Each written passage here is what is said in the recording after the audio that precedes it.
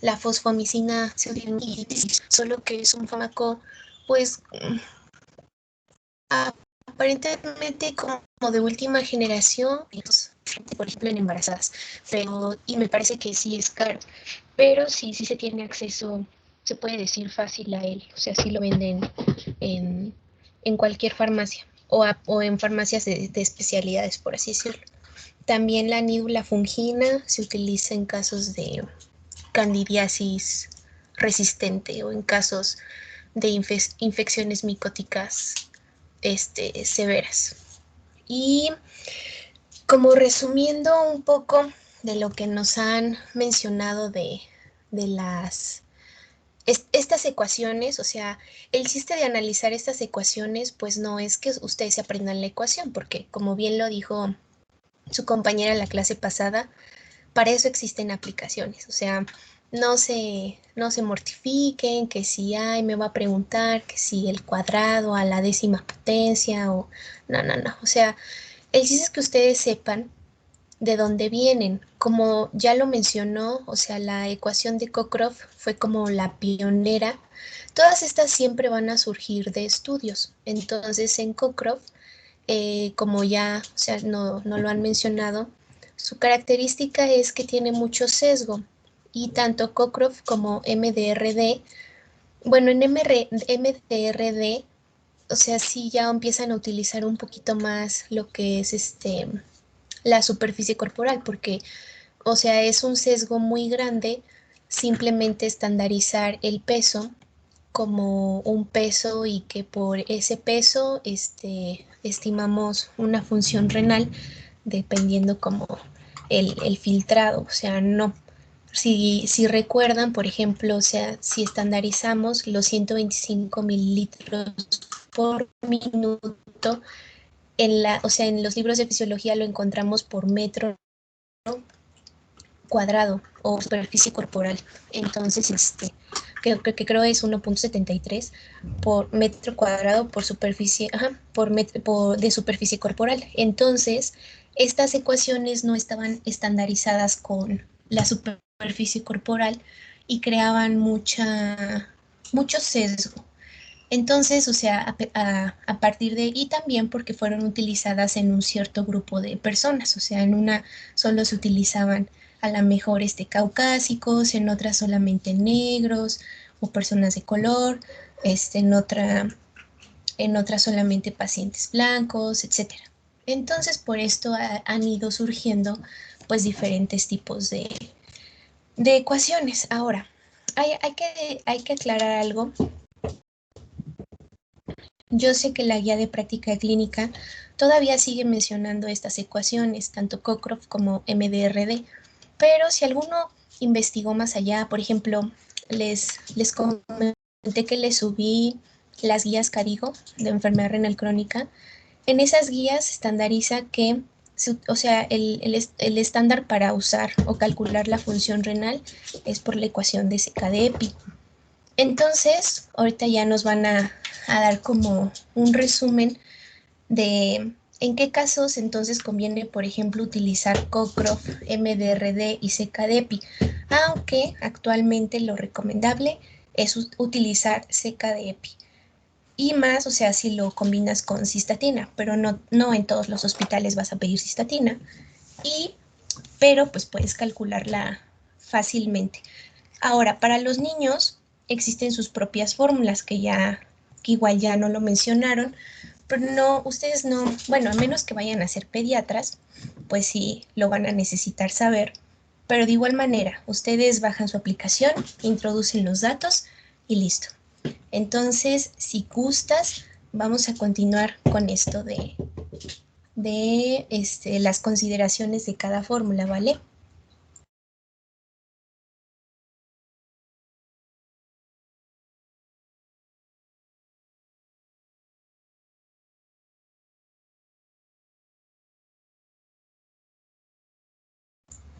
Si quieren empezar su presentación, estamos ya listos. Sí, gracias. Buenas noches. Bueno, como ya mencionó Brenda, nos habíamos quedado en esta parte de las consideraciones. Y solo para recapitular un poco, en la clase pasada mis compañeros nos hablaron sobre los métodos, en general de los métodos de estimación de la función renal y específicamente el uso de la estimación, bueno, cómo se hace la estimación o la medición del filtrado a través de marcadores y cómo se utilizan estos marcadores en las fórmulas, específicamente la creatinina. Entonces, como se pueden utilizar diferentes sustancias, tanto endógenas como exógenas, pues recordamos que cada una tiene como sus pros y sus contras. Entonces, por eso hay algunas que están más destinadas a investigación y otras más a su uso clínico. Y de estas, la de elección es la creatinina, que es un marcador endógeno y es también más accesible o más barato. Entonces, a partir de la cuantificación de esta, hablábamos de que en su asociación con otras variables como el peso, el sexo o la etnia, empleamos las diferentes fórmulas y así obtener una estimación del filtrado. Y ahí era importante recordar que, o hacer énfasis en que es una estimación y no una medición directa o una medición exacta del filtrado glomerular. Así que, bueno, a partir de esto y recordando que cada fórmula, lo que ya nos comentaba, fue desarrollada en estudios con diferentes poblaciones, esto nos da ciertas limitaciones para cada una y por eso se puede utilizar una más en ciertos pacientes que en otros pacientes, que eran algunas de las cosas que hablábamos la clase pasada sobre la fórmula de Cockcroft-Gault y la fórmula MDR y bueno, su variante que es MDR de 4. Entonces, recordando que de estas, bueno, lo que ya mencionaba, que las más como mencionadas en general en la literatura son Cockcroft-Gault y la ecuación del estudio MDRD. Nos habíamos quedado en la siguiente diapositiva. Sí se cambió, ¿verdad? Sí. No. No, seguimos viendo la tabla. No.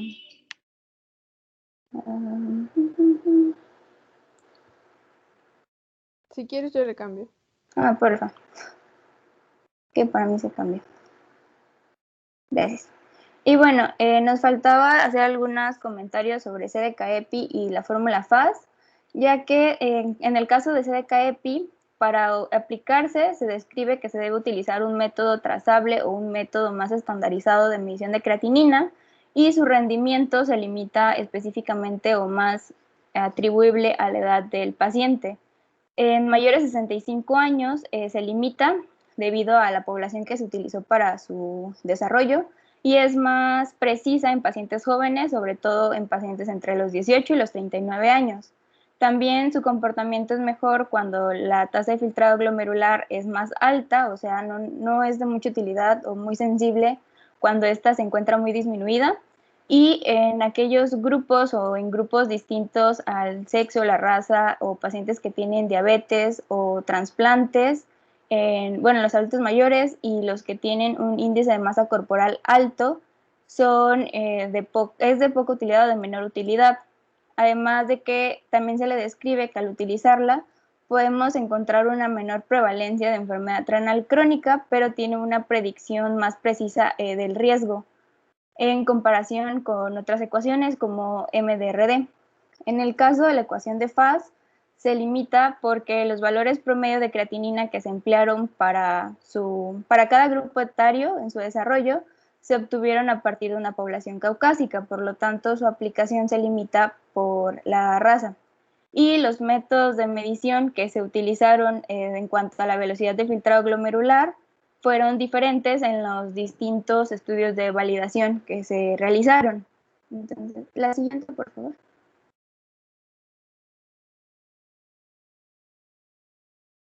Gracias. Y bueno, tomando en cuenta esto, como sus limitaciones generales es que se requiere que haya una estabilidad en la concentración sérica de creatinina, por lo que en general todas van a tener limitaciones en diferentes poblaciones. Algunos están más limitados por la edad. Y al ser estimaciones y no medidas exactas, pues solamente nos dan como una orientación del estado o del funcionamiento renal. Y estas, como se basan en los niveles de creatinina, pues se van a ver limitadas por las circunstancias que van a aumentar o disminuir la producción de esta. Por lo tanto, hay ciertas circunstancias donde lo más recomendable es que no se utilicen estas fórmulas, ya que los niveles de creatinina se van a ver afectados.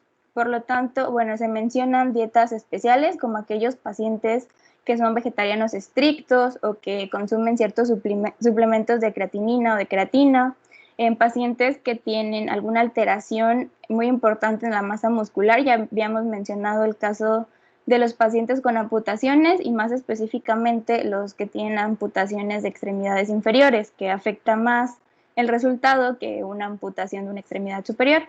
También pacientes que tienen pérdida de masa muscular por alguna otra patología, que tienen enfermedades musculares, cursan con parálisis o sarcopenia. En los pacientes cuyo índice de masa corporal está en los extremos, puede ser menor a 19 o mayor a 35, donde la composición corporal se va a ver afectada, ya que en un extremo puede haber un exceso de tejido adiposo y en el otro extremo va a haber una disminución de tanto tejido adiposo como de la masa magra. También en pacientes que tienen hepatopatía grave o que cursan con un edema generalizado o ascitis, en aquellos que estén consumiendo fármacos que bloquean la secreción de creatinina, como la cimetidina o el trimetoprim, o que consumen otros medicamentos que incrementan su producción a nivel muscular, como los fibratos. Mujeres embarazadas, bueno, las pacientes embarazadas, ya que en general estas están como excluidas en el desarrollo de las fórmulas, entonces los valores se van a ver alterados. En las edades extremas de la vida, o sea, los niños o los ancianos, especialmente los mayores de 65 años, y en estudio de potenciales donantes de riñón o cuando se requiera un ajuste de fármacos con elevada toxicidad y cuya eliminación es principalmente por vía renal. Entonces, además de, bueno, en general, esta decisión de cuándo hacerlo o no es cuando al hacer la evaluación determinemos que el paciente no tiene algún factor que vaya a condicionar alteraciones en los niveles de creatinina, porque es el valor principal que utilizamos para esto, además de que recordemos el uso del peso, que no necesariamente está en relación con la masa muscular y otras condiciones propias del paciente. Bueno, esto sería todo hasta aquí. ¿Alguna duda o comentario con esto? La verdad que fue una exposición estuvo muy padre porque nos explicaron el origen, o sea, de dónde salió como tal, pues cada fórmula. Ahora, exacto. A mí, ¿para qué diablos me sirve saber, pues, el aproximado de la función renal o el filtrado glomerular? Precisamente porque a partir de ello podemos estandarizar estos estadios de Brenda. ¿Me escucho cortada? No, lo que pasa es que, bueno, Es que todavía falta una parte, pero Ok, todavía no ok. sí. No, no te preocupes, nada más iba a hacer ese comentario. Entonces, síganle y ahorita al final les digo lo que les iba a decir. Bueno, vamos a hablar ahora de glomerular. Y lo que nosotros pues observamos en esta imagen, pues va a ser una tabla en la cual nos habla de la lesión renal que nosotros vamos a tener correlacionada con el filtrado glomerular que nosotros vamos a observar. Sabemos que el normal se encuentra aproximadamente entre 120 y 130, pero a lo que va esta parte final de la exposición es a que nosotros nos demos cuenta que no existe una correlación como tal entre el valor que nosotros vamos a estar observando en el filtrado glomerular con el daño renal que en verdad puede llegar a tener un paciente. Es decir, nosotros podemos tener un filtrado glomerular superior a 90 o normal cuando el paciente se está encontrando en una lesión renal de una pérdida pues bastante grande. Entonces pues vamos a ver por qué ocurre esto, compañeros.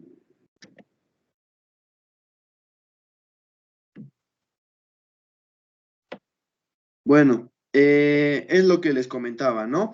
No vamos a tener una correlación precisamente porque nuestro cuerpo, nuestras nefronas, van a generar mecanismos que compensen estas pérdidas. Cuando nosotros tenemos una pérdida de masa renal, es decir, una pérdida de nefronas, entonces disminuye la cantidad de, nosotros podríamos pensar que disminuiría la cantidad de función y así disminuiría la tasa de filtrado glomerular, pero lo que ocurre es que estos mecanismos compensadores generan que haya aumentos en la tasa de filtrado glomerular. Lo que nosotros tenemos que hacer es preguntarnos si realmente va a afectar, va a correlacionar estas pérdidas en la tasa de filtrado con las pérdidas renales, porque nosotros sabemos que la tasa de filtrado glomerular nos muestra una medida aproximada del número de nefronas en funcionamiento, pero lo que no nos muestra es el grado de funcionamiento que estas nefronas pueden llegar a tener. Entonces, en esta diapositiva ponemos un ejemplo, ¿no? Donde colocamos un riñón con sus nefronas, es decir, su masa renal completa, que pues tiene una tasa de filtrado glomerular normal. Después de la afectación, ¿no? Cuando tenemos el riñón en enfermedad renal crónica, tenemos una pérdida del 50% de sus nefronas y lo que nos preguntamos es si la tasa de filtrado glomerular que nosotros veríamos en ese paciente se encontraría a un 50%. Y pues como les decía, ¿no? La respuesta es que no. Esto es gracias a los mecanismos compensadores que estas nefronas pueden tener, que serían el aumento en la reabsorción de solutos y de agua y la hiperfiltración. Este aumento en la reabsorción e hiperfiltración generan que estas nefronas trabajen de más, por así decirlo, y aumenten la tasa de filtrado glomerular. Entonces, aunque nosotros tengamos una lesión renal con una pérdida del 50%, nuestra tasa de filtrado glomerular se va a encontrar más elevada. Entonces, esto hace que nuestros pacientes se encuentren en categorías más altas de acuerdo a la clasificación, ¿no? Acá pues mostramos la clasificación de las guías CADIGO, en donde de este lado observamos el daño renal y aquí tenemos lo mismo que poníamos en la primera diapositiva, ¿no? El valor del filtrado glomerular. Entonces, cuando nosotros tenemos un daño en el renal en el paciente con una pérdida del 50%, nosotros observamos que se encuentra, por ejemplo, en este grado, pero esos mecanismos compensadores nos van a disfrazar, por así decirlo, la enfermedad y nosotros no vamos a observar una tasa de filtrado glomerular que se encuentre entre el 30 y el 44. Lo que va a ocurrir aquí es que nosotros vamos a ver un valor más alto de filtrado glomerular cuando el paciente en realidad se encuentra en un grado más bajo de afectación renal. Entonces, pues, ¿qué es lo que nosotros tenemos que hacer para observar el verdadero estado renal del paciente? Pues investigar otros signos de progresión de la enfermedad renal crónica, como lo es el aumento de excreción de proteínas, que es lo que maneja las guías CADIGO, o también el aumento de sedimento urinario o el aumento de la presión arterial. Aquí en esta diapositiva que sigue, nosotros estamos observando que la progresión de la enfermedad renal no se va a ver únicamente, no la vamos a observar únicamente a través del filtrado glomerular. Tenemos que ayudarnos de otros signos, ¿no? Como es la actividad de sedimento urinario, que pues como ya comentaron mis compañeros en la exposición pasada, nos ayuda en el diagnóstico de diferentes patologías, ¿no? Para observar su estabilidad y su progreso. Aquí lo que vamos a tener es la observación de elementos formes como eritrocitos, como lo estamos observando en esta imagen, como de células renales y pues demás, ¿no? Lo que nosotros vamos a tener en la enfermedad renal crónica es la microhematuria. La microhematuria como tal es cuando nosotros vamos a observar una muestra de orina normal, pero que sí va a contener glóbulos rojos. Es la presencia, como aquí lo estamos observando, de 2 o 3 glóbulos rojos por campo microscópico de muestras tomadas diferentes de orina. Entonces, tenemos que esta pues puede ser de dos tipos.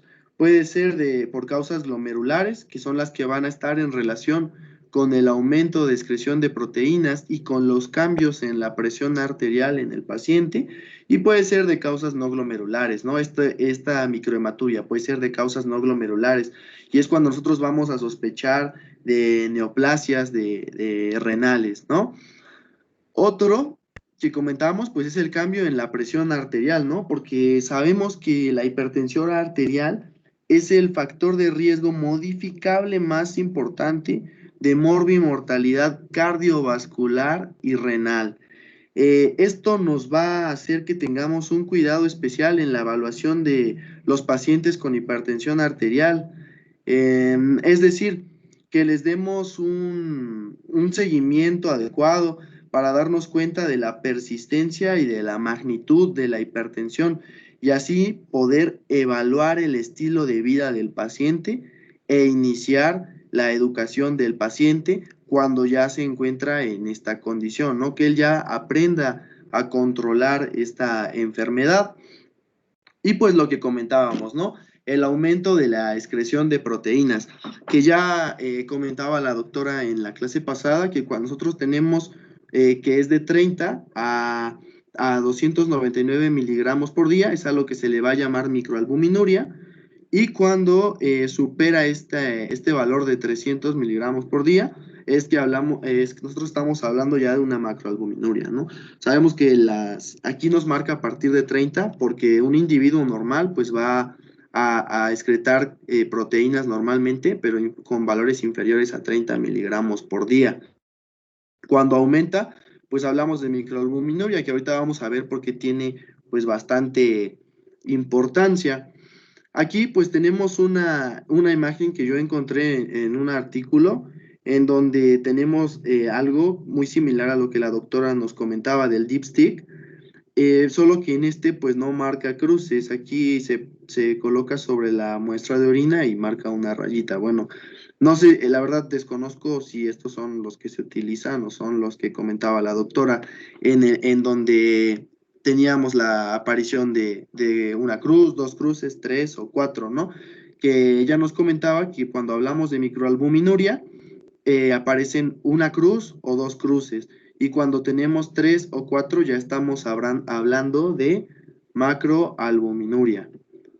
Y pues bueno, lo que comentábamos, ¿no? El aumento de la excreción de proteínas, nosotros tenemos que observarlo, y es importante, y hacemos mayores comentarios sobre la microalbuminuria, porque este es un marcador de daño renal precoz. Nosotros podemos evitar la progresión de la enfermedad a partir de estas detecciones precoces, ¿no? Ahorita vamos a ver más o menos por qué en la guía que había, bueno, en la imagen de la guía que había puesto. Y pues revisé en cuanto a las tomas y las formas de tomar bueno, de medir este aumento de excreción de proteínas en orina. Entonces, pues vi que teníamos la cuantificación en orina de 24 horas, el dipstick, y el cálculo del cociente de albúmina y creatinina. La verdad no estoy seguro, pero bueno, la doctora nos habló del dipstick, pero aquí tenía duda y pues quería ver si podía decirnos la doctora, porque yo encontré en un artículo que pues era el más eficaz de todos, ¿no? Debido a que el dipstick estaba como más basado en la concentración y podía ser muy variable dependiendo del volumen urinario. En cuanto al de la cuantificación en orina en 24 horas, también menciona que es muy bueno.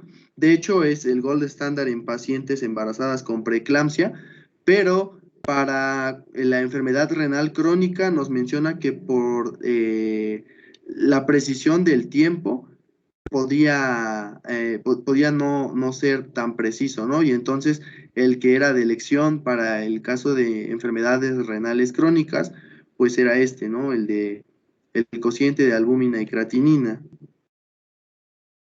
No sé si estoy en lo correcto en esto. Sí, de hecho, o sea, por ejemplo, lo que hacen con el dipstick, o sea, alguna vez ustedes tienen la oportunidad de entrar al laboratorio a ver cómo hacen un ego, el ego, o sea, en el laboratorio literal lo hacen con las tiritas reactivas.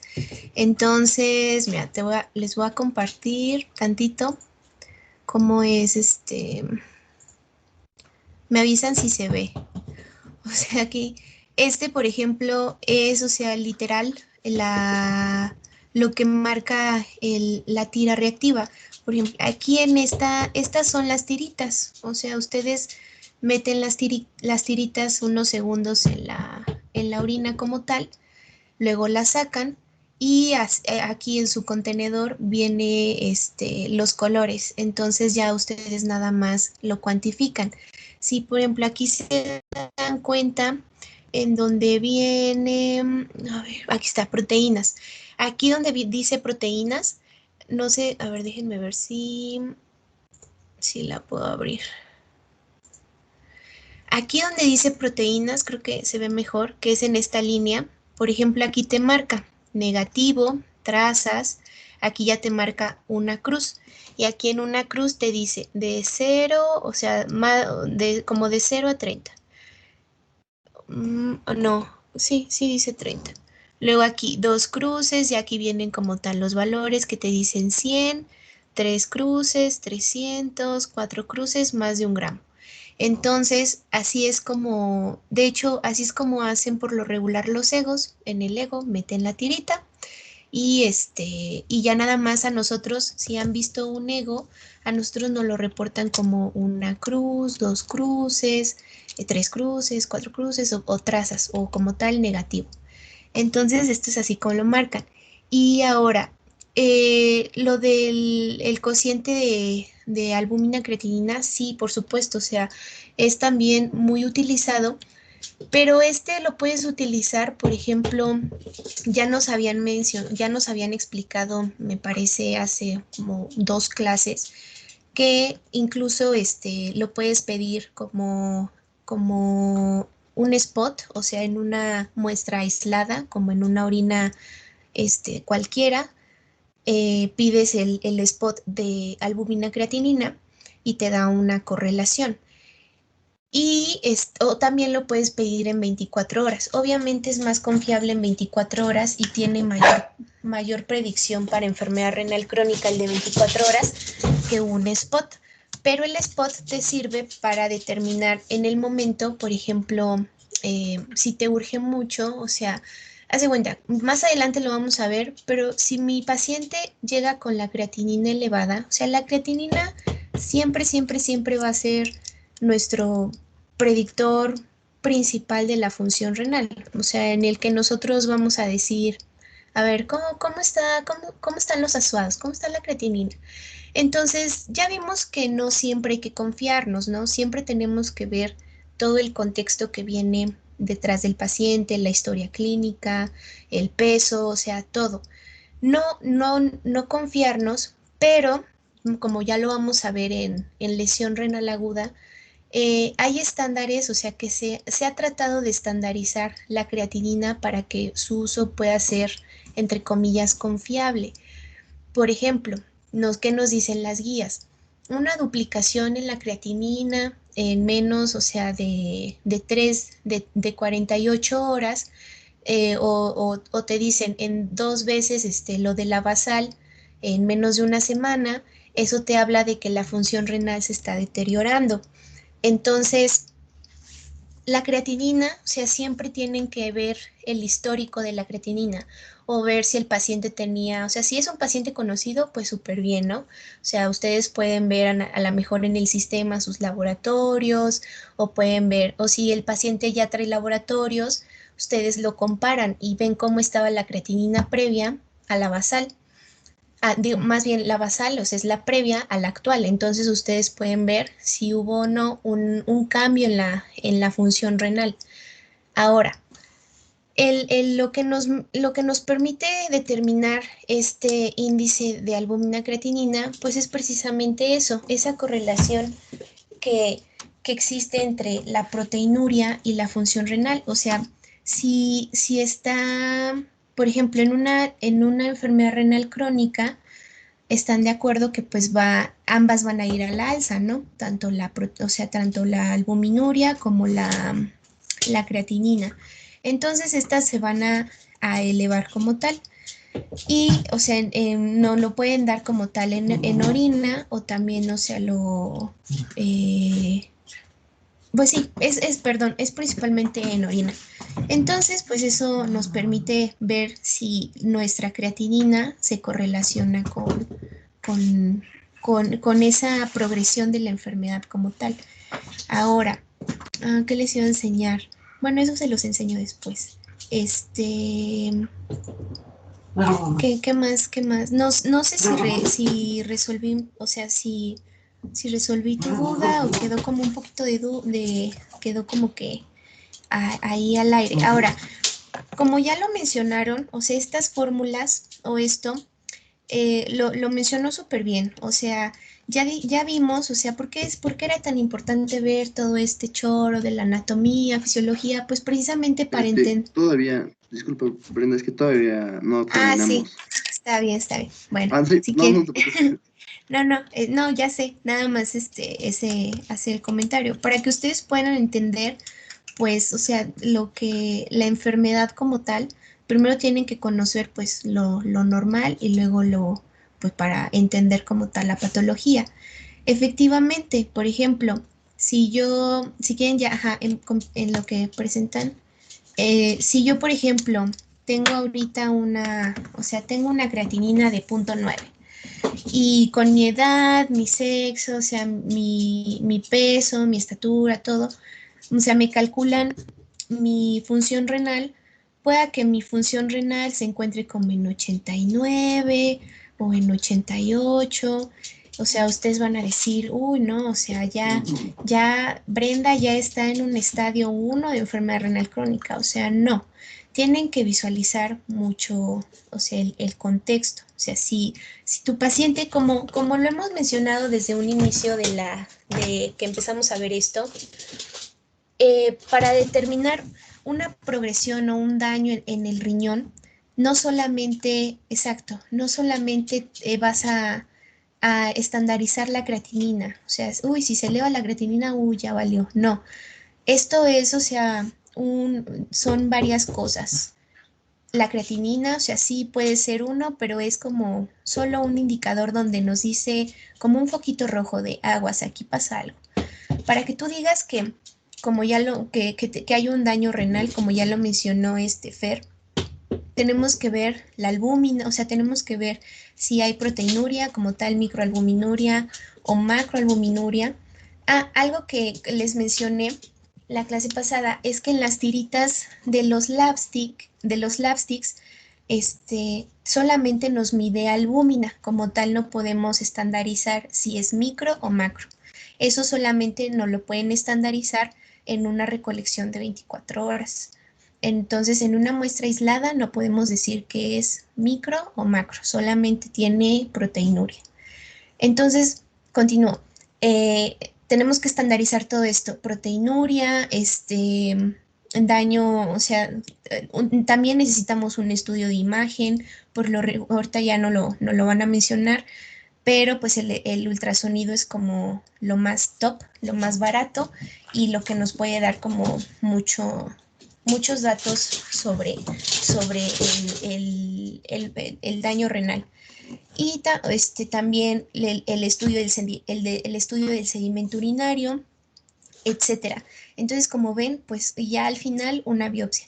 Pero, como ven, pues, o sea, para decir que hay una enfermedad renal, una patología renal, pues no solamente nos fijamos en la creatinina, sino que hay todo un estudio, hay todo, pues sí, un equipo de estudios atrás que nos van a ayudar a llegar a este diagnóstico. Por eso a veces también hay tantas personas mal diagnosticadas con enfermedad renal crónica porque pues solo les calculan su filtración y dicen, uy, no, ya estás muy mal.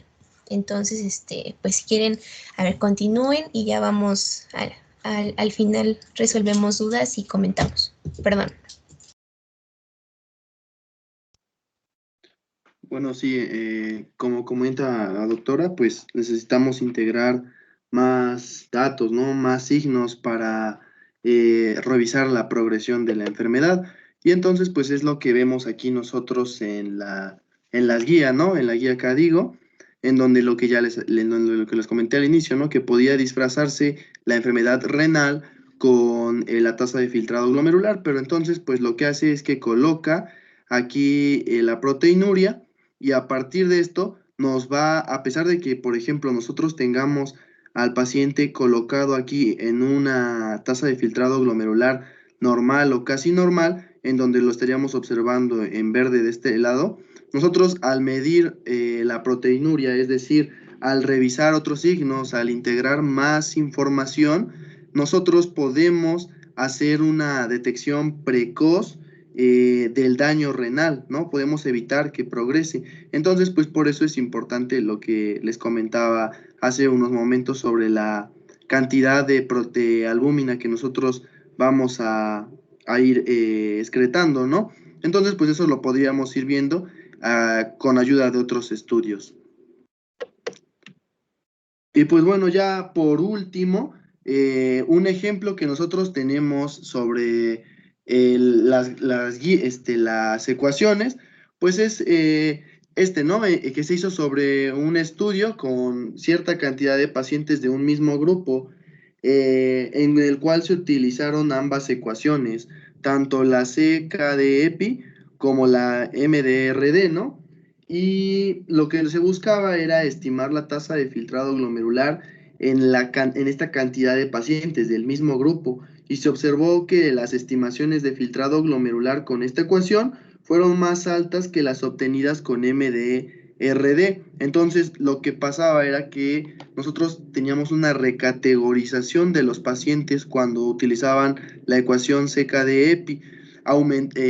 Subían de escalón en los estadios de daño renal, ¿no?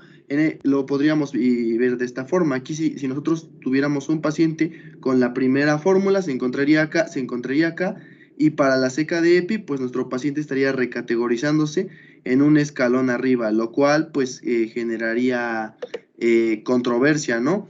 Y pues por lo tanto estos individuos tenían un menor riesgo de mortalidad, lo cual pues disminuía la tasa de mortalidad. Y pues ya por último, como conclusiones, sabemos que la creatinina pues es el indicador de elección que nosotros tenemos para la medición bueno, para estimar la velocidad de filtrado glomerular. Pues como ya comentamos, ¿no? Bueno, como ya comentó mi compañero al inicio, pues es muy variable, va a depender de la edad, va a depender del sexo, de la cantidad de masa muscular, si la paciente se encuentra embarazada o no, de muchísimas cosas, ¿no? Su medición ha ido perfeccionando con el tiempo hasta lograr una cuantificación cada vez más exacta. Y el uso de métodos enzimáticos permite obtener un valor más real que los métodos de Jaffe, que como ya igual comentó mi compañero al inicio de la presentación, y pues lo que decíamos, ¿no? Las fórmulas de estimación tienen bastantes limitaciones, no tan solo con el ejemplo que acabamos de dar en la diapositiva anterior, ¿no? A pesar de que se haga la medición sobre el mismo grupo de pacientes, se va a tener una recategorización con la ceca de EPI, ¿no? Entonces, pues esto genera una limitación muy grande. Y pues ya lo último es que la estimación de la velocidad de filtrado glomerular pues debe ser individual para cada paciente. Yo creo que con la información que pues hemos dado todos es bastante claro que esto debe hacerse de forma individual. Y pues bueno, acá tenemos ya nuestras bibliografías y pues ahora sí eso sería todo por nuestra parte.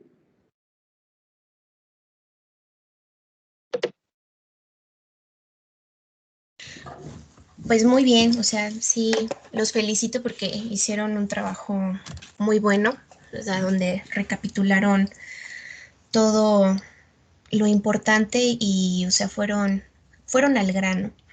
Entonces, pues sí, o sea, ya como bien mencionaron, y que en algún momento en fisiología se los llegué a comentar, el riñón tiende a adaptarse, o sea, cuando ya sabemos que las nefronas no se regeneran, ni nos van a salir nuevas, nada. Entonces, cuando nosotros vamos envejeciendo, efectivamente, o sea, vamos a perder cierta cantidad de nefronas, pero el riñón se adapta, o sea, ya sea que esas nefronas tengan un poquito de hipertrofia, principalmente eso, que se hipertrofie. Pero eso, o sea, cuando ya tenemos una enfermedad renal crónica, pues va a llegar un momento en el que hagan de cuenta que pues la célula se está hipertrofiando, se hipertrofia, se hipertrofia, se hipertrofia y ¡pum! Revienta. Entonces hay un límite. Por eso, como bien lo mencionó Fer, al inicio de la enfermedad renal crónica, los pacientes sufren de un hiperfiltrado.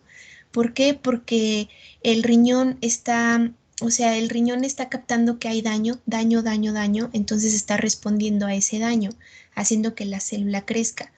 Cuando la célula está creciendo de más, o sea, recuerden que en el mesangio hay muchas células inflamatorias, entonces esas células inflamatorias van a empezar a participar. Entonces también si ellas detectan que hay, o sea, una cierta alteración, que son muchas, o sea, ya como individualizando, esto va a empezar como una glomerulonefritis.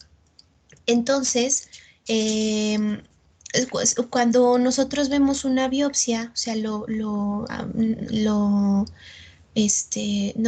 me acuerdo ahorita cómo se llaman los criterios, pero miden mucho la celularidad, o sea, cuántos linfocitos por campo hay, si hay presencia de neutrófilos, incluso las tinciones, pues para eso nos van permitiendo. O sea, si leyeron lo de biopsias, existen un chorro de tinciones para ver, por ejemplo, una tinción es para ver membranas, otra para ver capilares, otra para ver mesangio, etcétera. Entonces, estas células pues van a empezar a participar como tal en el daño renal indirectamente, y lo único que van a provocar, o sea, es que, ok, mi célula se está hipertrofiando de más, estoy filtrando más, pero va a llegar un límite, o sea, mi célula no va a super hiperfiltrar por siempre.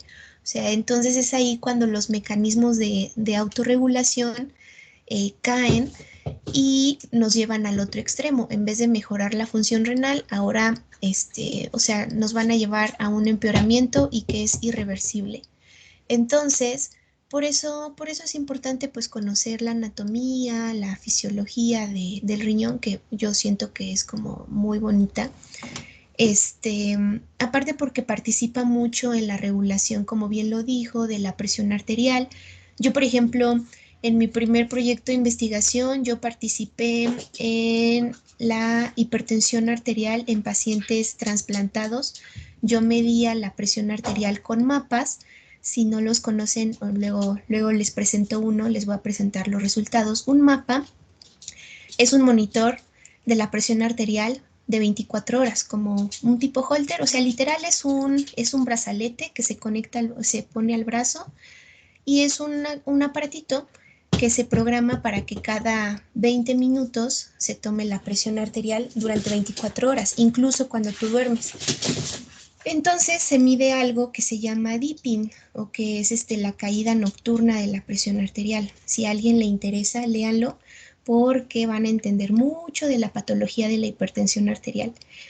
Entonces yo medía el dipping y precisamente, o sea, veía esa mejoría en los pacientes post-transplantados que tenían una hipertensión resistente con 5 fármacos. Después del trasplante ya no usaban nada. Entonces eso fue como en lo que yo me centré mucho, y créanme, o sea, la función renal participa mucho en esta cuestión de la regulación de la presión arterial. Y pues sí, básicamente eso. Ahora me van a decir, Brenda, pues entonces, ¿qué fórmula voy a utilizar? Como ya lo mencionaron, o sea, las fórmulas que se han ido, que han ido surgiendo a través del tiempo, es por ejemplo lo que han tratado de hacer para estadificar la lesión renal aguda, primero con los criterios de Rifle, luego con los criterios de Akin, y ahorita pues nos regimos por KDIGO. Entonces, estas fórmulas, o sea, siempre han sido como el resultado de tratar de explicar eso. Pero, o sea, si me preguntan cuál utilicen seca de EPI. En caso de que tengan un paciente, por ejemplo, anciano, utilicen MDRD.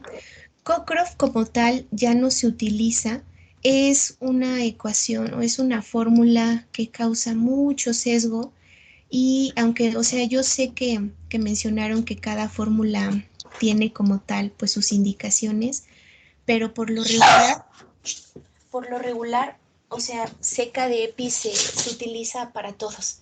Y a veces, o sea, MDRD se llega a utilizar, por ejemplo, en pacientes geriátricos. Yo, en el tiempo que, por ejemplo, llevo ahí en el departamento de nefro, siempre utilizan seca de EPI. Bueno, y a veces, o sea, cuando tienen mucha duda, pues mandan cistatina, pero pues porque tienen la posibilidad. Pero sí, yo les recomiendo que para su internado, para su servicio social, se rijan más por seca de EPI. Y más porque la CADIGO es la fórmula que nos recomienda utilizar para estadificar la enfermedad renal crónica. Era lo que les decía, en las guías de CADIGO del 2012, se supone que ya este año deben de salir las nuevas, pero pues actualmente la CADIGO se rige por SECADEP, entonces eso es lo que yo les recomiendo.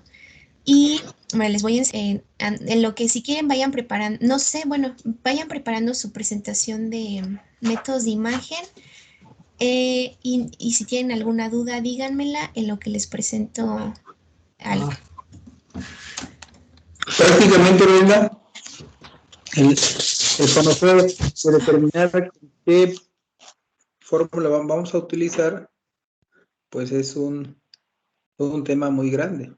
¿Sí? En el caso de los simposios de los congresos de medicina interna, hay un módulo específico, ¿sí? Para poder determinar cuál es la fórmula ideal. No hay una fórmula ideal, ¿sí? Como bien lo comentas, sí, cuál es la que utilizamos más dependiendo de la escuela. Efectivamente, la que estamos utilizando más es la seca de EPI, ¿sí? Por las características. Lo que pues, obviamente fue en 1967-68 cuando se estableció y a partir de ahí se tomó como base. Sin embargo, todas las fórmulas tienen un sesgo, ¿sí? Si ustedes buscan van a encontrar 80, 120 fórmulas, ¿sí? Anteriormente decían que había una para adultos mayores, que es la de Gregorio Macías. Entonces, prácticamente aquí, lo importante de esta fórmula es que ustedes sepan de dónde viene y sobre todo poder entender cuándo estamos hablando de una lesión renal aguda y cuándo estamos hablando prácticamente de una enfermedad renal crónica. Entonces, como bien lo comentas, ¿sí? Así como no se ha podido establecer bien lo que es una lesión renal aguda en base a las diferentes clasificaciones de Rifle actualmente, acá digo, ¿por qué? Porque siempre existe un sesgo, siempre existe, ¿sí? Pero esa variante o esas variables que vamos a tener entran en lo que es la clínica principalmente, ¿sí? Entonces, prácticamente utilizar seca de EPI, pues, es excelente, ¿sí? Yo creo que, como bien lo comentas, es la que más utilizamos. Pero, sobre todo, el utilizar esta fórmula implica que nosotros, en cada una de las indicaciones médicas que vamos a poner en nuestro internado, es poner eso, cuánto es mi tasa de filtración glomerular en cada uno de los pacientes. Si voy a poner mis indicaciones, ¿sí? Ahí tengo que poner cuánto pesa mi paciente, cuánto es la talla, el índice de masa corporal y cuánto es lo que implica mi tasa de filtración glomerular. ¿Por qué? Porque en base a la tasa de filtración glomerular que tiene ese paciente, yo debo de ajustar cada uno de los medicamentos. Anteriormente traíamos en la bata el Sanfor. Aquí de Sanfor venía el tipo de antibiótico y a cuánto teníamos que adecuar en base a la tasa de filtración glomerular. Hoy en día, pues prácticamente con el advenimiento de la tecnología, pues ya no traemos esos libritos, traemos nuestro teléfono, nuestra iPad, lo que quieran, ¿sí? Pero prácticamente el conocer cómo calcular la tasa de filtración glomerular implica que debemos utilizarla en cada indicación médica de mis pacientes. Acostúmbrese a poner esa tasa de filtración y ajustar los medicamentos en base a esa depuración. O sea, yo creo que esa es la finalidad de que ustedes puedan conocer cuánto filtra este riñón. ¿Sí? Adelante, perdón. Claro, aparte, o sea, de que, como bien lo menciona el doctor, o sea, no te vas a basar como tal en dar un diagnóstico de enfermedad renal crónica a través del filtrado, pero para ti como médico es un indicador. O sea, por ejemplo, si te llega un paciente chocado, con creatinina elevada y demás, y tú calculas su tasa de filtración, pues obviamente, o sea, va a estar disminuida. El chiste de tu tratamiento es que esa tasa de filtración mejore. Entonces, el estarla calculando, o sea, el que ustedes sepan calcularla, utilizarla, pues doctor, pues o sea, es un marcador para ver si yo debo de realizar ajustes en muchos fármacos y también en líquidos, porque, o sea, no, si mi paciente, por ejemplo, eh, ya lo veremos en lesión renal aguda, la causa más común es que le falte líquido, pero si hay pacientes que tienen como tal una lesión renal aguda que es refractaria a volumen, o sea, aunque tú le pases líquido, el paciente nomás no mejora. Entonces, o sea, y lo único que estás haciendo es diluir la creatinina sérica. Entonces, siempre tengan en cuenta, o sea, su correlación clínica de, ok, aquí me dice que mi creatinina mejoró, mi función renal mejoró o sea, mi filtrado glomerular, y mi paciente ya veo que está orinando más, o sea, ya no lo veo deshidratado, etcétera, etcétera. Pero si yo veo a mi paciente todo hinchado, pero, uy, mi creatinina me bajó un punto, entonces, pues, o sea, yo no confiaría mucho en eso porque lo único que están haciendo, pues, es diluirla. Entonces, siempre, o sea, tienen que ver, o sea, sí, es un marcador que a nosotros nos ayuda a ver la evolución de nuestros pacientes, pero pues no lo es todo, siempre tienen que ver esa correlación clínica. Aquí quise presentarles, esta es una solicitud de laboratorio de aquí del instituto, y si se dan cuenta, por ejemplo, como quise enseñárselas desde hace mucho, porque cuando vimos, por ejemplo, química clínica, mencionaba lo de que había de 48 elementos, etcétera.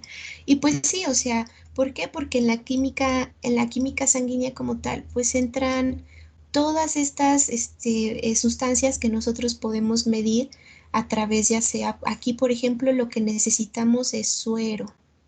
Entonces, aquí por eso cuando nos piden una química sanguínea, nos piden que sea en un tubito amarillo o en un tubito rojo, porque aquí ellos separan suero, ¿ok? Eso se los menciono. Y pues aquí vamos a tener un chorro. Aquí, o sea, pues tienen presupuesto, tienen los reactivos, puedes pedir muchas cosas que incluso ni siquiera yo, o sea, sé ahorita no las recuerdo. Y ya, por ejemplo, o sea, cuando nosotros nos piden analizar algo, o sea, de una biometría hemática, lo que nos piden es plasma. Entonces, nosotros necesitamos un tubito morado. Ese sí no hay pierde. Y ya ustedes saben qué anticoagulantes tiene cada uno, ¿no? Y bueno, los de ¿cómo se llama? Los de coagulación, todo esto, pues también nos piden plasma, pero eso tiene un aditivo diferente. Entonces el tubito azul es para todo lo que tenga que ver con coagulación.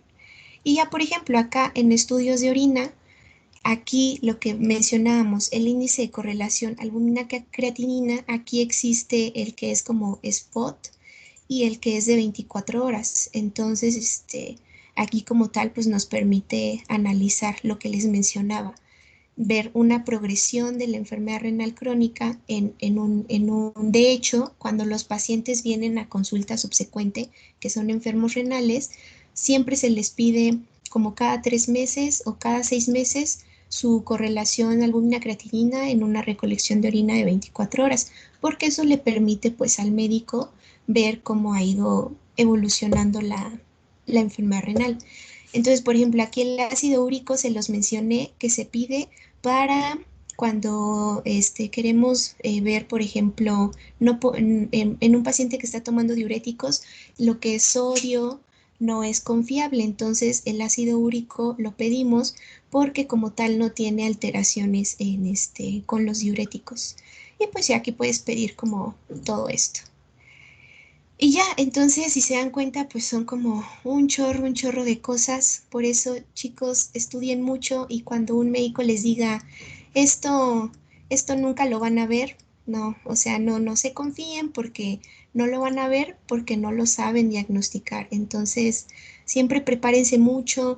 Recuerden que deben de actualizarse, o sea, lamentablemente hay muchos médicos que nos dan clases y no están actualizados, pero ustedes busquen la información actual, no se queden, por ejemplo, con lo que dicen las guías de práctica clínica, o sea, sí es importante conocerlas porque finalmente de ello nos preguntan para el ENARM y demás, pero yo sí les recomiendo que pues se basen, por ejemplo, en guías internacionales, lean artículos para que puedan pues saber de dónde salen o para qué se piden todas esas sustancias. Entonces, ¿tienen alguna duda hasta aquí de lo que vimos de estimación de función renal, todas las pruebas de sangre como tal?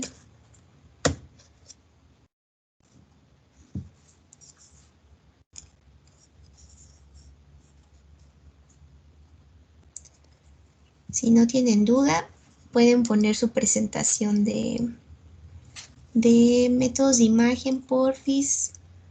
Como tal, los métodos de imagen, o sea, ahorita vamos a ver que hay métodos, o sea, hay muchos métodos de imagen, pero como en todo, tenemos que ir escalando. O sea, si tú sospechas, por ejemplo, si tú sospechas que tu paciente está embarazada, pues, o sea, pues no le vas a mandar luego a hacer un ultrasonido abdominal o pélvico, ¿no? O sea, primero le mandas a hacer una prueba de orina, una prueba de sangre, o sea, vas escalonando, ¿no? O sea, o no le vas a mandar a hacer un ultrasonido vaginal, luego. Igual aquí, o sea, si tú, ok, me salió alguna alteración aquí en los estudios analíticos, pues entonces, o sea, voy a mandar algunos estudios de imagen que me permitan completar mi diagnóstico. Como tal, a menos que sean estudios más avanzados, como por ejemplo una gammagrafía excretora o o cosas como un PET o una angiografía, etcétera, pues o sea, se mandan en casos muy específicos y que no lo vas a mandar de rutina. Entonces, aquí pues nos van a mencionar como cuáles son, o sea, los estudios de imagen más utilizados, en qué casos se usan y, por ejemplo, o sea, qué tan confiables son. Entonces, si quieren, chicos, empiecen y vamos resolviendo sus duditas como vayan saliendo.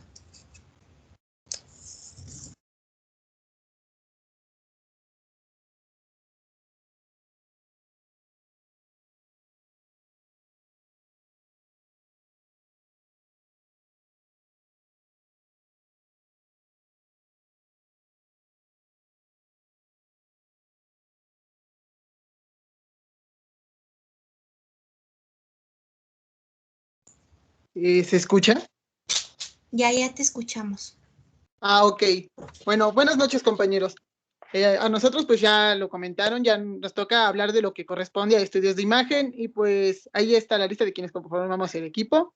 Su servidor, Sergio Fierro, mi compañera Jacqueline García, Andrea Mariel Medina, Montserrat Sandoval, Mabel Salgado y Luis Fernando Silván, y pues ya vamos a empezar a hablar del tema. Para la introducción, pues tenemos que, como ya comentaba Brenda, hay una amplia variedad de estudios de imagen, y pues estos ya sabemos que no son lo que nos va a dar el diagnóstico, sino que son herramientas que utilizamos en el ambiente clínico para corroborar o confirmar un diagnóstico que ya tenemos nosotros planteado en base a la clínica y a lo que estamos observando en el paciente, ¿no? Entonces, pues tenemos que los métodos diagnósticos de imagen pues son de gran importancia en el campo clínico, y pueden utilizarse para el diagnóstico, para el seguimiento y en algunas ocasiones incluso pueden ayudar a lo que es el tratamiento de diversas patologías. Y pues, la que sigue, por favor. Pues como tal, ya habrán tomado la mayoría imagenología, pues quiero pensar. Entonces, vamos a saber que de una forma general, los estudios de imagen se van a dividir principalmente por el aspecto de si utilizan o no radiación ionizante. Entre los que utilizan radiación ionizante, pues tenemos a lo que es la radiografía, la tomografía, la gammagrafía y la arteriografía. Y por el otro lado, en aquellos estudios que no utilizan radiación ionizante, pues tenemos al ultrasonido, a la resonancia magnética, y pues ahí podríamos incluir pues a lo que es la biopsia. Y vamos a hablar un poco de ellos a continuación.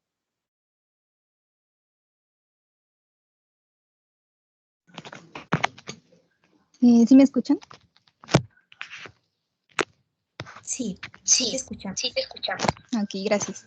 Bueno, ahora vamos a empezarles a hablar sobre el ultrasonido renal. La que sigue, por favor.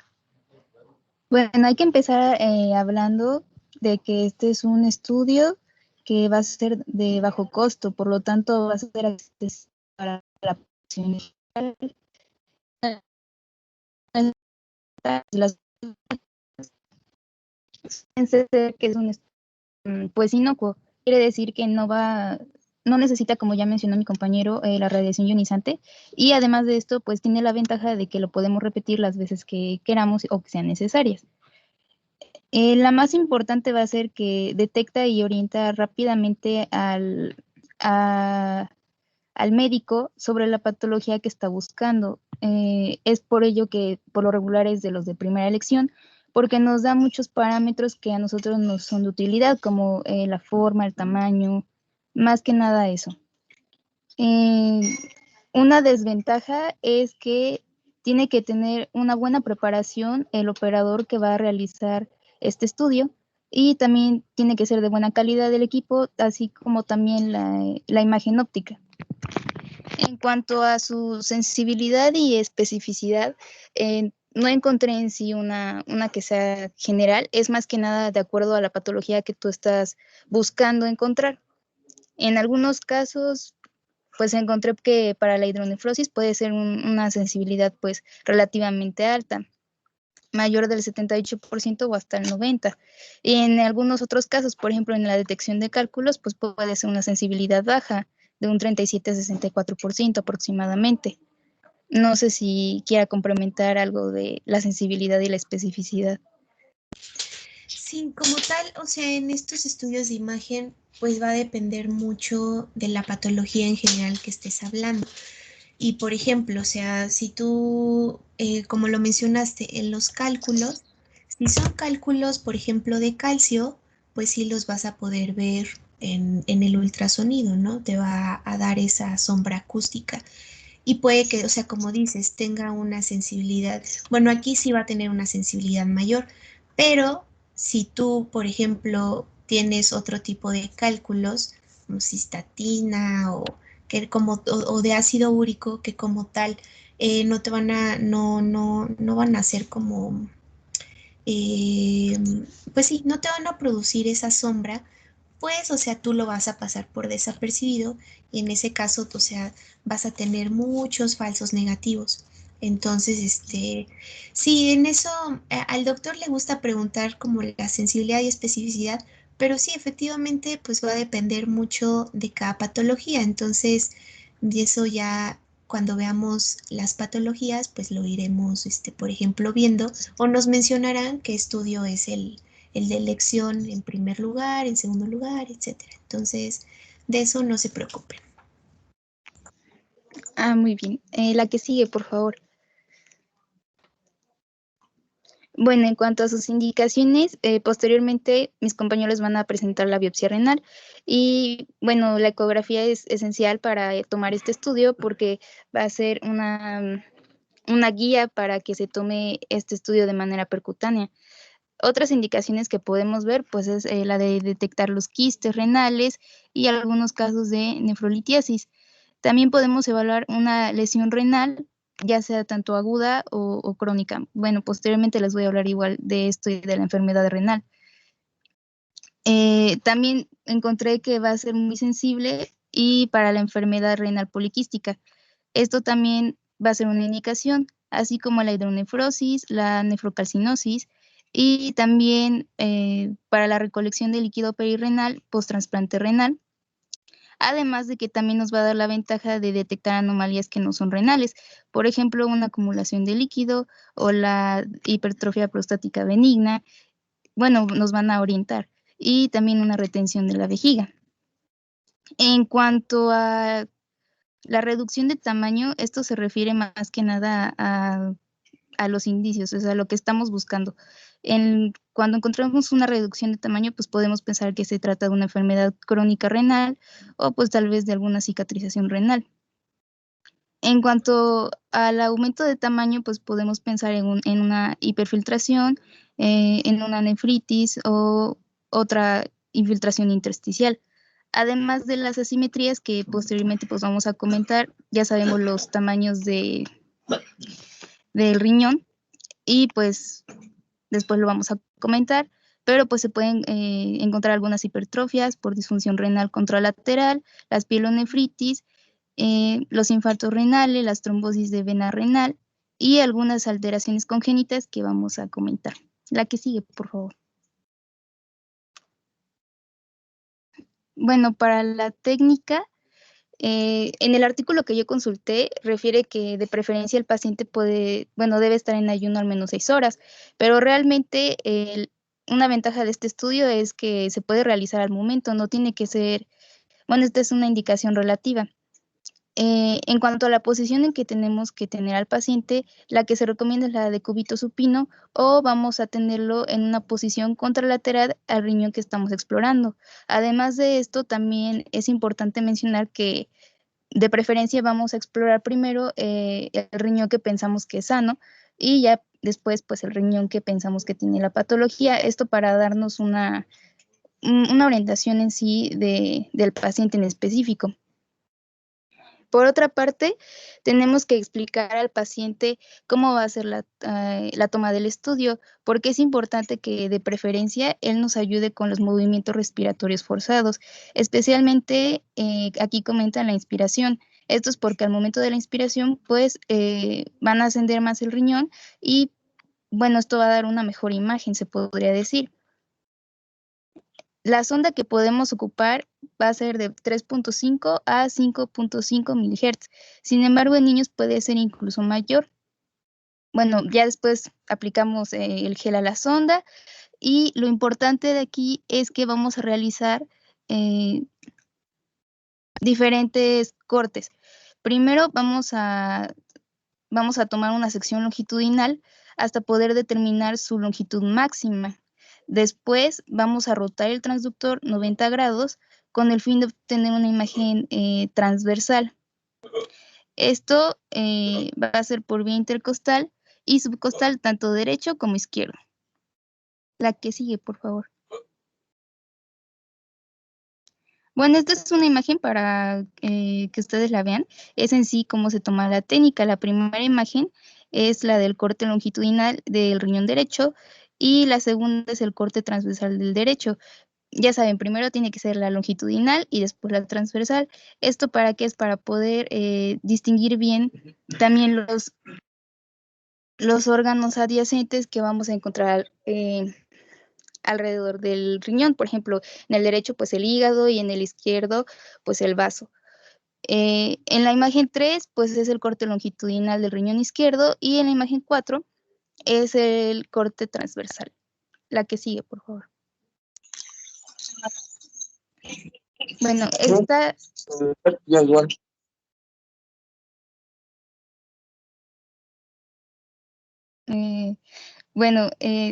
Esta es es igual que la anterior, pero esta está en otra posición, está en contralateral al riñón que están explorando. Entonces, pues solamente se las puse así para que vieran la posición de la paciente. Y las formas, las líneas que nos vamos ya sabemos las líneas imaginarias, que nos van a orientar en dónde buscar. Para el riñón derecho podemos usar la línea axilar media y también la línea axilar anterior. Para el riñón izquierdo podríamos usar la axilar media y la línea axilar posterior. La que sigue, por favor.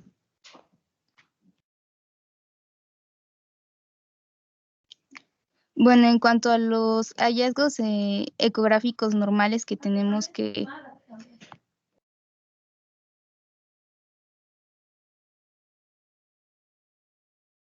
Perdón, en cuanto a los hallazgos ecográficos normales que vamos a tener, va a ser primero la cápsula renal, si la pueden ver en la figura 2, para que se vayan dando una idea. La cápsula renal, pues esto va a parecer como una banda hiperecogénica alrededor del riñón. La corteza se va a ver homogénea o con una ecogeneidad semejante a la del hígado. Esto va a ser también para, en el caso contrario del riñón izquierdo, que va a ser semejante a la del vaso. En cuanto a la médula, que bueno, esta ya sabemos que está formada por las pirámides. Estas pirámides se van a ver hipocogénicas o incluso a veces se van a ver anecoicas, porque pues ya sabemos su contenido líquido. Y también, bueno, estas, si las pueden ver en la imagen, pues se ven que se disponen de manera semicircular alrededor del seno renal. En cuanto a los vasos arcuatos, estos se van a reconocer como pequeñas imágenes hiperecogénicas. Y en cuanto al parénquima, podemos ver que es una banda que se va a ver homogénea y que se va a distinguir de las estructuras hipoecoicas. Esta se va a ver en forma de cuña y además, bueno, que son las pirámides medulares. En cuanto al seno renal, tenemos que va a ser una imagen hiperecogénica ovoide en los cortes sagitales y redondeada en los cortes transversales. Bueno, ya aquí la primera imagen es de un riñón derecho. Ya se dieron cuenta que el hígado pues se ve de la misma ecogeneidad. Y también aquí, bueno, se me hizo más fácil ponerles esa imagen porque señala las partes. Y el corte longitudinal del riñón izquierdo también aquí pueden ver al vaso. Otra cosa importante es que las glándulas suprarrenales, por lo regular, si están en condiciones sanas, pues no se van a alcanzar a identificar. La que sigue, por favor. Bueno, y esta imagen, la figura 4, solamente es para que ustedes vean cómo se ve un corte transversal, ya que la mayoría de las imágenes que traje pues son longitudinales, pero la forma longitudinal, como ya vimos, tiene una forma de eclipse, o así lo refieren, y la forma transversal pues es como una C.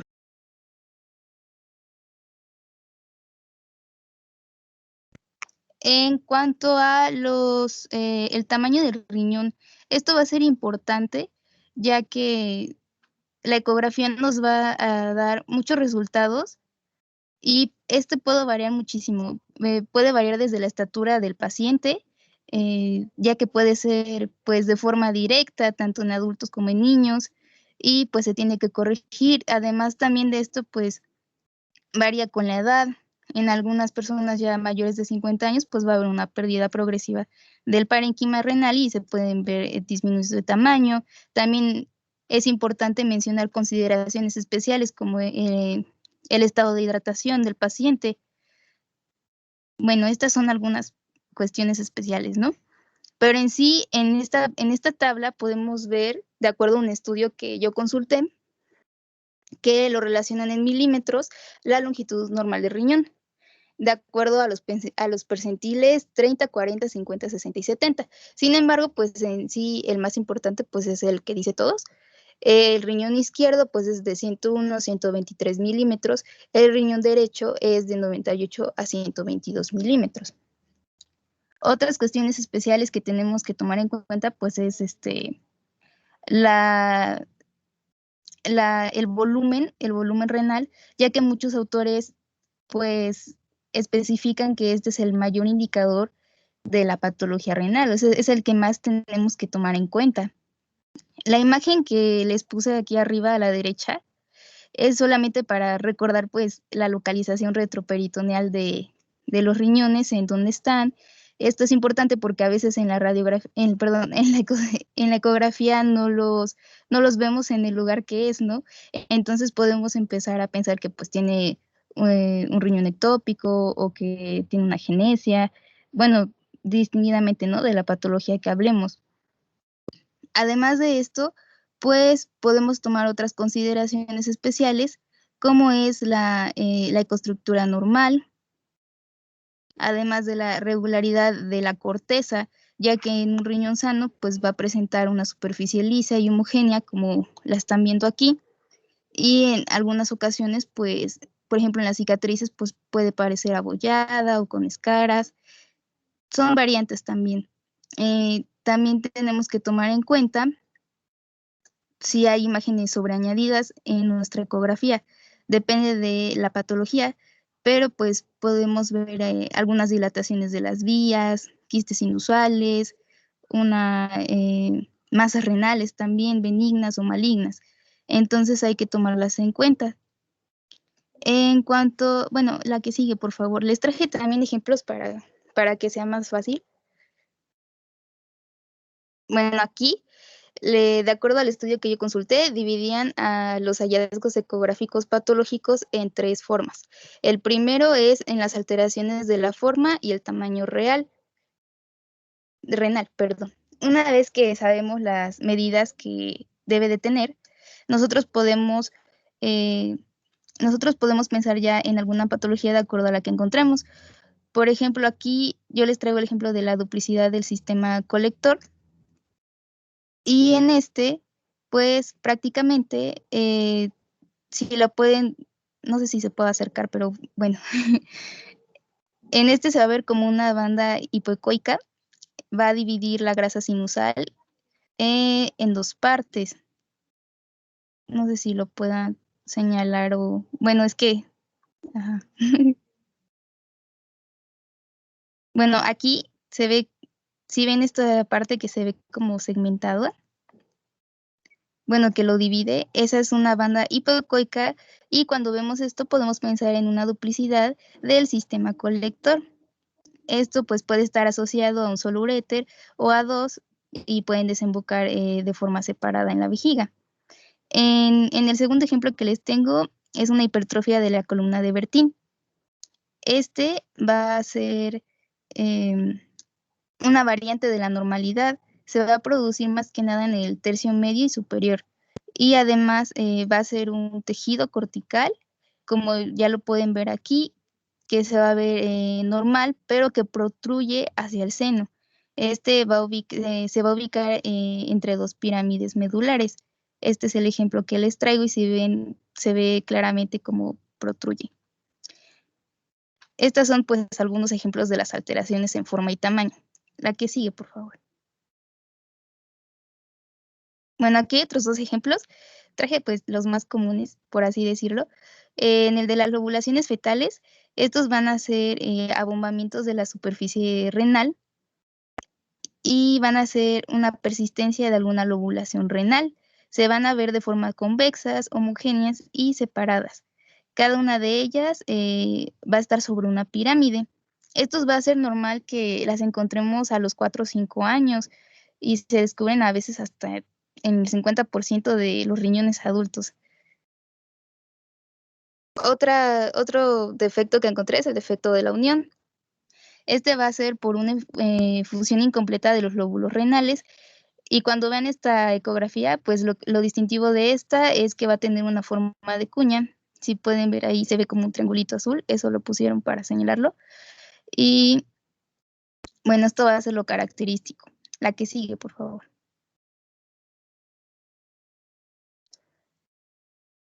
Esta me pareció muy buena porque es una anomalía de la fusión renal, pero aparte de esto, es la anomalía congénita más frecuente del tracto urinario. Y bueno, se va a observar una banda de grosor variable de tejido renal que se va a extender entre ambos polos inferiores renales hasta unirse por delante con la aorta y también por debajo de la mesentérica inferior.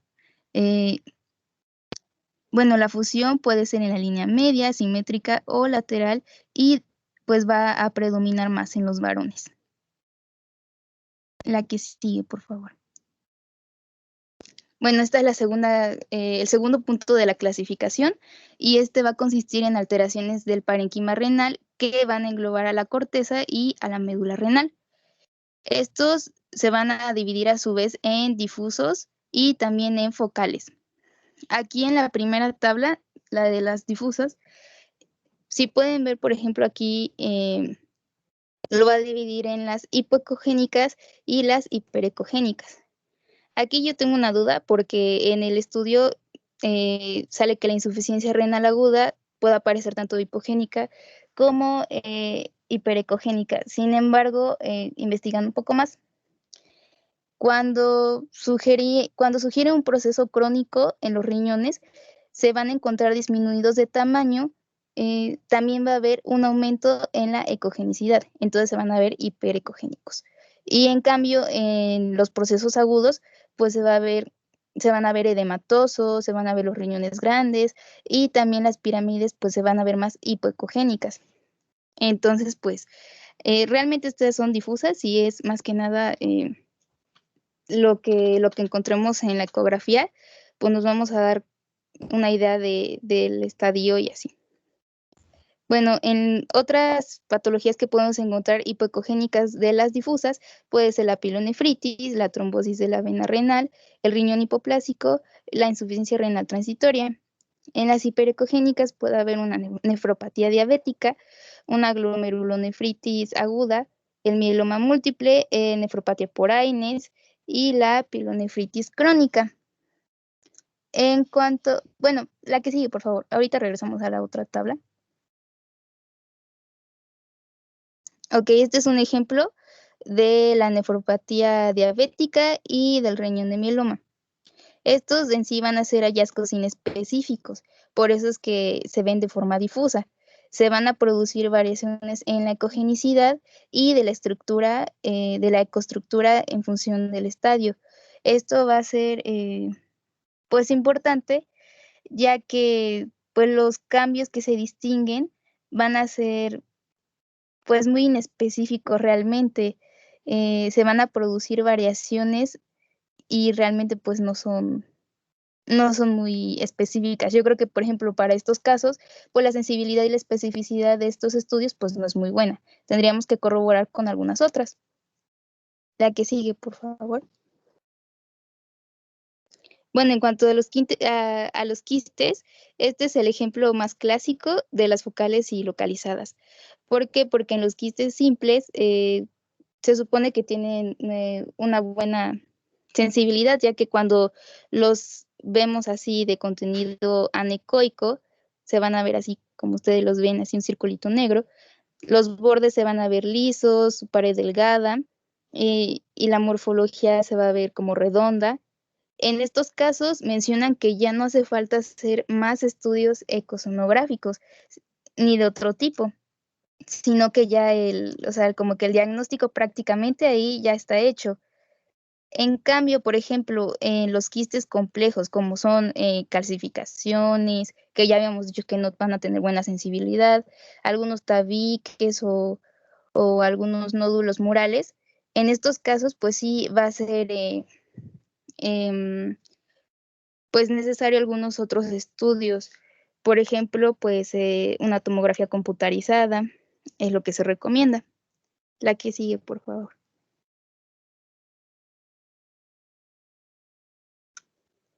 Bueno, el tercer punto de esta clasificación van a ser las alteraciones del seno renal y este va a englobar a la pelvis y los vasos renales.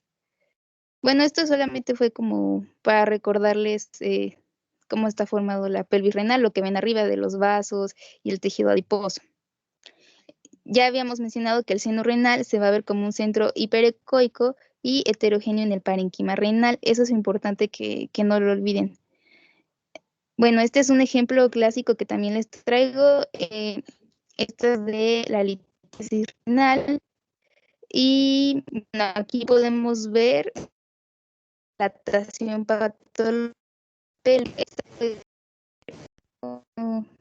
Perdón, esta descripción de hidronefrosis. Esta es una dilatación patológica de la pelvis renal. Puede ser secundaria a coágulos, tumores, presión extrínseca y fibrosis peritoneal. Me parece que está en la siguiente diapositiva. Si la puedes pasar, por favor. Ok, sí, esta es. Bueno, en la hidronefrosis su hallazgo es diferente. Siempre vamos a tomar el estudio. Sin embargo, como ya lo ha dicho muchas veces el doctor, el médico es el que tiene la clínica y es el que va a decir si el estudio lo va a tomar en cuenta o no, ya que muchas veces, pues, a lo mejor el estudio arroja algo diferente, pero la clínica nos indica algo que es pues esencial y que nosotros pensamos en eso, entonces tenemos que decidir. Y en estos casos, pues, si su hallazgo es diferente a la sospecha clínica, podemos usar una gamografía o una tomografía computarizada, que pues en un momento igual se las van a mencionar. Y bueno, aquí podemos ver en las imágenes una hidronefrosis grado 1. En esta, por ejemplo, esta, pues yo la tengo así, que es un parénquima renal conservado de cierta forma, pero los cuellos de los cálices tubulares están dilatados, mientras que en el estadio 2, aquí podemos ver el adelgazamiento del parénquima renal, y en el estadio 3, pues ya la pelvis renal puede estar dilatada en forma quística y deformada. En un estadio 4, pues ya no se va a reconocer el parénquima renal, la pelvis va a estar demasiado dilatada. ¿Le puede regresar a la anterior, por favor? Bueno, ahora sí, hablando de la litiasis renal.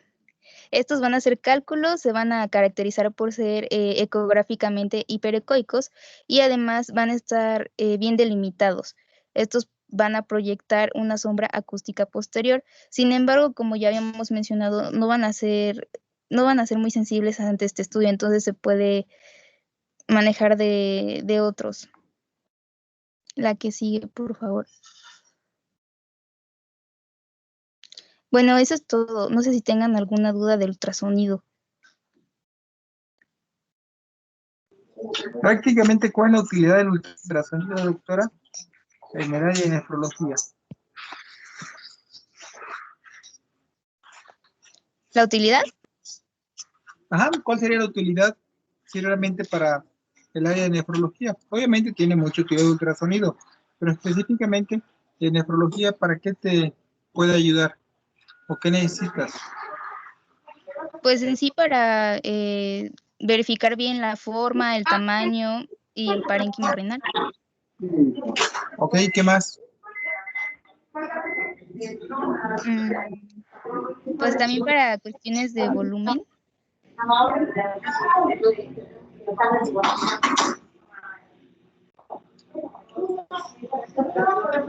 ¿Qué otra utilidad tendrías con el ultrasonido? ¿Qué puedes corroborar?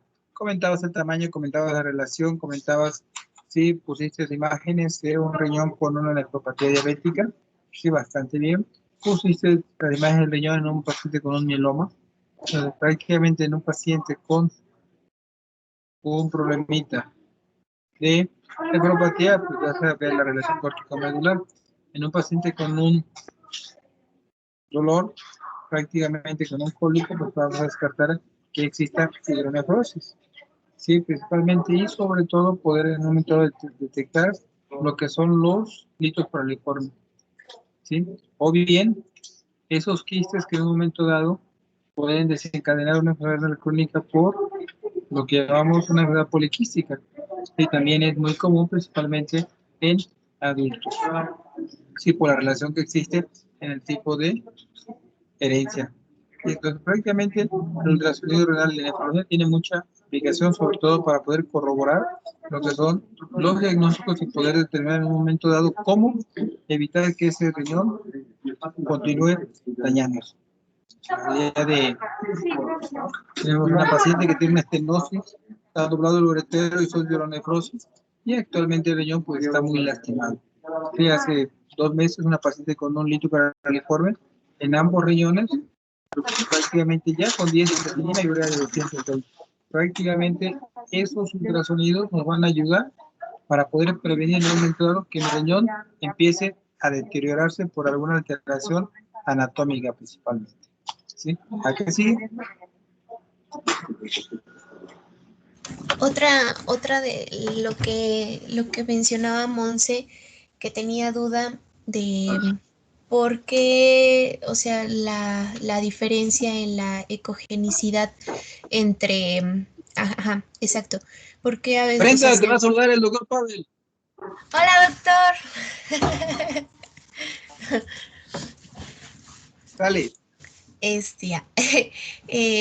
¿Por qué? Porque como, o sea, si es en un estadio inicial o donde tiene como tal el paciente una lesión renal aguda, pues como su nombre lo menciona, es aguda o incluso cuando está como tal hiperfiltrando, pues vamos a tener una producción mayor de orina, entonces lo vamos a ver pues más hiperecoico, ¿no?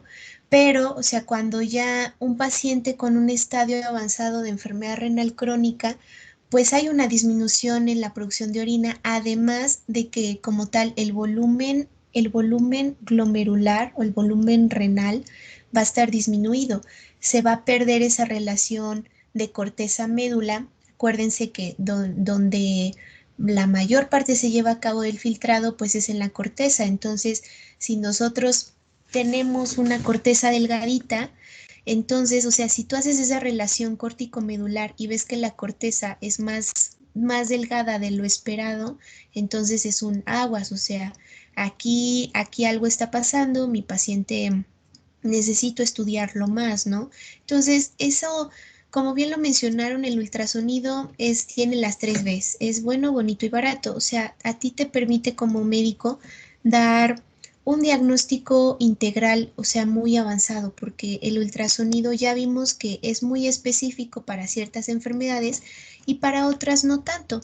Pero como bien lo mencionaron, los hallazgos que más nos van a importar en el ultrasonido es la anatomía renal. O sea, por eso es que en un inicio hablábamos de las medidas, como bien lo mencionó Monse, aquí el volumen es bien importante y que cuando ustedes lean un reporte del ultrasonido, donde ahí el médico imagenólogo les diga, encontramos un riñón con 200 cc, el riñón derecho y el riñón izquierdo con 100 cc, entonces ya tú sepas si está dentro de parámetros normales o no. Entonces, incluso, por ejemplo, y por lo regular en una enfermedad renal crónica, pues obviamente tú no vas a identificar ahí la causa, si es una nefritis lúpica o si es una enfermedad o una nefritis diabética, una glomerulonefritis focal y segmentaria, no, porque eso solamente lo vas a identificar con una biopsia.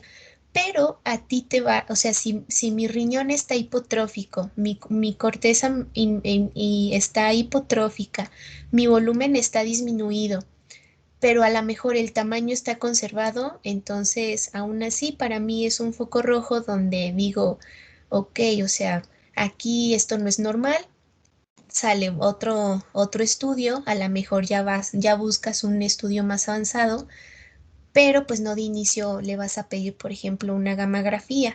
Entonces, esto es el protocolo a seguir. Siempre que tengan el ultrasonido. Ah, y aparte les faltó mencionar el uso del ultrasonido Doppler, o sea, con el Doppler, pues tú, por ejemplo, puedes identificar o porque tú no lo vas a hacer, tú ya nada más lo vas a interpretar, pero si a partir, por ejemplo, de un Doppler, pues pueden identificar si hay anormalidades anatómicas, o sea, en los vasos, por ejemplo, la permeabilidad, si o cuál la causa más común en pacientes jóvenes de hipertensión arterial de origen desconocido, pues es de origen renal. Entonces sea que a lo mejor tengan aterosclerosis o una estenosis, etcétera. Entonces el ultrasonido es como el estudio de imagen más importante en nefrología, porque a ustedes les permite identificar muchas causas, les da la pauta para dar un diagnóstico y seguir. O sea, si, ok, aquí todo está normal, pues ya, no haces gastar más al paciente y listo, solo lo vigilas. Pero, o sea, si tú sospechas de algo más, pues entonces ya avanzas. Ahora, también, si tú tienes, por ejemplo, la sospecha de un delitos, ok, ahorita lo van a mencionar, pues puedes empezar a lo mejor con una radiografía. En caso de que el paciente sí esté súper asintomático y en la radiografía no se ve, pues ok, le puedes mandar un ultrasonido. Pero entonces ya ahí tú tienes que ir viendo pues el costo-beneficio para el paciente. Entonces, aquí pues sí es importante que eso tengan en cuenta, que todos los datos anatómicos, tamaño, volumen, situación anatómica, este, forma, o sea, todo es integral en el ultrasonido. Por eso la insistencia de que ustedes sepan la anatomía renal normal.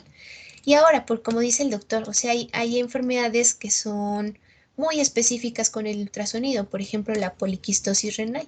O sea, si ya tú estás viendo quistes en el riñón, pues ya no le vas a mandar a hacer una tomografía o una gamografía, o sea, prácticamente con eso ya tienes tu diagnóstico, ¿me entienden?